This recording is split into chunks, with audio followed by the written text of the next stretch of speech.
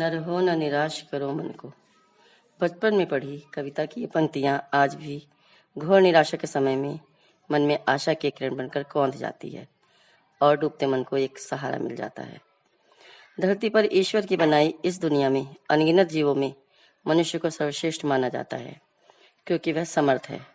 उसके पास सही गलत उचित अनुचित का निर्णय लेने की बुद्धि तो है ही, वाणी का अद्भुत वरदान भी है, जिससे वह अपने सुख दुख विचार आदि को दूसरों के साथ साझा कर सकता है। अपने मजबूत बाजुओं से हम एक नए विश्व का निर्माण कर सकने की सामर्थ्य रखते हैं। बुद्धि और विचारों से समाज की विचारधारा को मोड़ सकने की क्षमता रखते हैं। किंतु फिर इतना सब कुछ होने के बाद भी हम अपनी क्षमता, सामर्थ्य, शक्ति सबको भुलाकर इतने लाचार असहाय क्यों हो जाते हैं कि इतने मूल्यवान जीवन को ठुकराकर मृत्यु को अपना लेते हैं। शायद इसलिए कि हमने अपने जीवन के फैसले हमें परखने का अधिकार कुछ तथाकथित आकाओं को सौंप दिया होता है। हम क्या हैं इसे खुद न परख कर दूसरों के विचारों को ज़्यादा महत्व देते हैं हम। पर एक बार सोच कर देखिए, क्या ये आका इस योग्य हैं भी कि वे आपके बारे में कोई फैसला ले सके? कहीं ऐसा तो नहीं कि आपकी विशेषता उनकी नज़रों को चुंधिया रही हो, आपकी प्रसिद्धि उनके मन को सहमा रही हो, कि कहीं आप उनके पहले से ही खिसक चुके सिंहासन को झपट ना लें। पर आपके जीवन के जबरन बने ठेकेदार भूल जाते हैं कि उनके जीवन में आका या ठेकेदार अवश्य रहे होंगे। यदि उनकी तरह उन्होंने भी अपने फैसले इन पर थोपे होते तो आज इनका क्या होता? बिना कोई नाम लिए मैं सिर्फ एक सवाल इस समाज के इन ठेकेदारों से पूछना चाहूँगी, क्या आपको यह अधिकार है कि अपने मूर्खतापूर्ण व्यवहार और बातों से आप इन नवोदित प्रतिभाओं को निराशा और हताशा के गर्त में धकेल दें? आप होते कौन हैं किसी के बारे में कोई फैसला लेने वाले? पर माफ़ कीजिए, दूसरों को अपने बारे में निर्णय लेने का यह अधिकार तो हमने ही दिया है ना। क्यों हम अपने बारे में खुद से ज़्यादा दूसरों की राय को महत्व देते हैं? क्यों हम खुद को दूसरों की नज़रों से परखने का अधिकार देते हैं? क्यों जाने अनजाने हमारे लिए कुछ सफल नाम इतने महत्वपूर्ण हो जाते हैं कि हम उन्हें ही अपना भाग्य विधाता मान लेते हैं? सुशांत के साथ भी ऐसा ही कुछ हुआ। अधबूढ़े हो चुके कुछ टिमटिमाते सितारे उनके जीवन में इतने महत्वपूर्ण हो गए कि वे भूल गए कि वे अपने अनगिनत फैंस की नज़र में सूर्य बन चुके हैं। बात सिर्फ एक सुशांत की ही नहीं है। दुनिया भर में अनगिनत क्षेत्रों में, चाहे वह शिक्षा का हो, खेल का हो, सिनेमा और टीवी का हो या कारपोरेट जगत का, ऐसे असंख्य भाग्य विधाता जोंक बनकर आपकी प्रतिभा, आपकी क्षमता को चूस रहे हैं। और इसका कारण पता है कौन है? हम खुद। अनचाहे अनजाने ही हम खुद को इन जोकों का सह शिकार बन जाने देते हैं, यह जानते हुए भी कि हम निराशा, हताशा और डिप्रेशन के शिकार होते जा रहे हैं।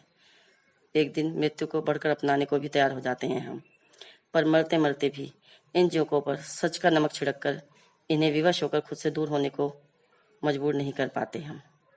जब जीवन जैसी अनमोल चीज़ भी हम खोने जा रहे हैं तो फिर अब और किस चीज़ को खोने का डर है हमें?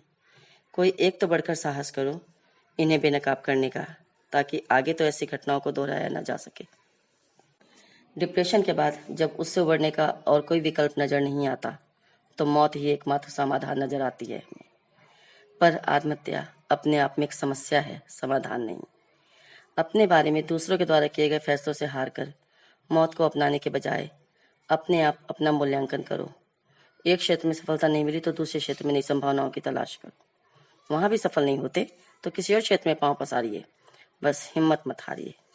याद रखिए, असीम संभावनाओं के इस महासागर में गहरे और गहरे बैठकर ही सफलता का मोती ढूंढ पाएंगे आप। मृत्यु तो हर जीवन का एक ऐसा सत्य है जिसे नकार नहीं सकते हम।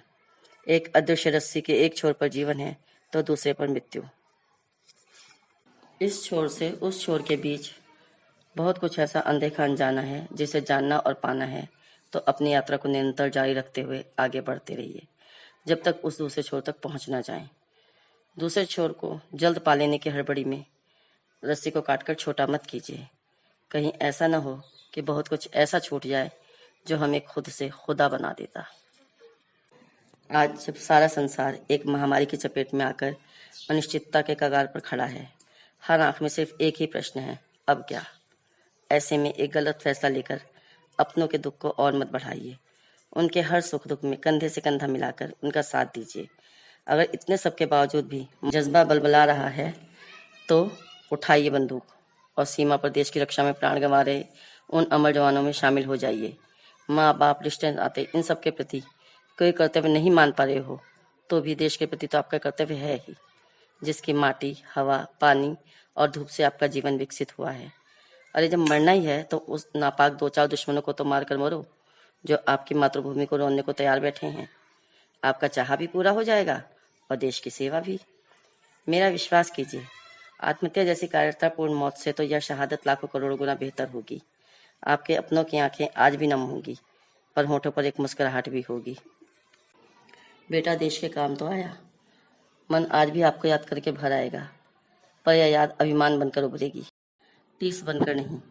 आपकी आत्महत्या जैसी कायरतापूर्ण हरकत पर माता पिता का बचा खुचा जो जीवन आपकी अपनी परवरिश में कमी ढूंढने और पछतावे में बीतता, वह सिर उठाकर स्वाभिमान बनकर जीने में और आपकी शहादत को याद करके सम्मान के साथ जीने में बीतेगा। जिंदगी आपकी है, फैसला भी आपका ही होना चाहिए।